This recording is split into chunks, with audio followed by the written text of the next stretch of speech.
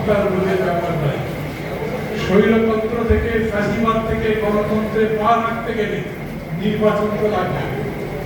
আমরা যে সংস্কার বলি, সেই সংস্কার আমাদের যাত্রাকে বিলম্বিত করবার জন্য নয়, বরঞ্চ আমরা সংস্কার চাই। কারণ নির্বাচনটা যাতে একটা গুণমান সম্পন্ন হয়, নির্বাচন যাতে সবার কাছে গ্রহণযোগ্য হয়, নির্বাচনের মধ্যে দিয়ে আমরা যাতে জাতির পরিবর্তন করতে পারি, আমাদের রুচিকে, আমাদের দৃষ্টিভঙ্গিকে, আমাদের আচরণকে, আমাদেরকে মানুষের দাঁড়াতে সাহায্য করে। 14 মাস পরে আজ শুধু বাংলাদেশ নয়, সারা বিশ্ব বলে বাংলাদেশের সামনে প্রথম এজেন্ডা হচ্ছে বন্ধুগণ। এই নির্বাচনের আকাশে হঠাৎ করেই একটা কালো মেঘের ছায়া দেখা যাচ্ছে। আপনারা জানেন আগামী পরশুদিন জুলাই সনদ সই হবার কথা।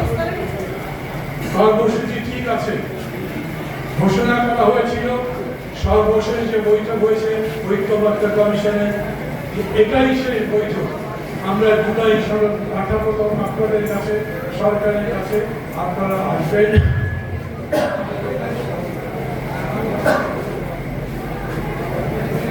ওটার মধ্যে অঙ্গীকারনামা থাকবে, তাতে সই করা হবে।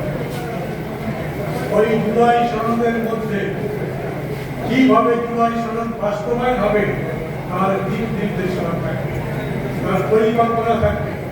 গতকাল রাত্রে রাজনৈতিক দলগুলোর কাছে যে সনদ পাঠানো হয়েছে তার মধ্যে এই বাস্তবায়ন পরিকল্পনা বা কর্মসূচি যায়। আমরা জানি না কেন বাদ করেছে। তারা বলেছেন আমাদের সবার সাথে কথা বলে এটা সই হবার পরে তারা এই পরিকল্পনা দেবে।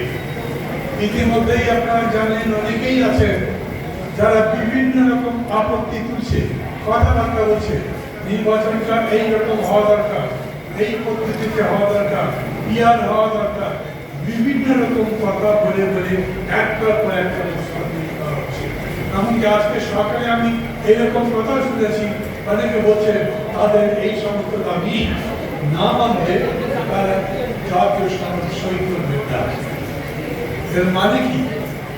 জাতীয় সনদ সই না করলে আমরা যেরকম নির্বাচন চাচ্ছি সেই রকম নির্বাচনের পথে একটা বাধা তৈরি হয় না? কারা বাধা দিচ্ছে? ওই মানুষগুলো, ওই দলগুলোকে আমরা জনগণের সামনে চিনিয়ে দিতে পারি কিনা, যারা আমাদের দিকে আঙুল তুলে বলে যে ওরা গণতন্ত্রে বিশ্বাস করে না, ওরা জনগণের অধিকারে বিশ্বাস করে না, আমরা বরঞ্চ পাল্টা তাদের দিকে আঙুল তুলে বলতে পারি ওরা ভোটেই বিশ্বাস করে না, গণতন্ত্রের পথে বাধা দেয়। সেই জন্যই নতুন বাধা তৈরি করা হচ্ছে। এবং আরেকটা কথা যদি আমি আপনাদের এখন বলি, যেটা বলা জরুরি, তাতে আমাদের মধ্যে এই কালো মেঘ আরো বেশি কালো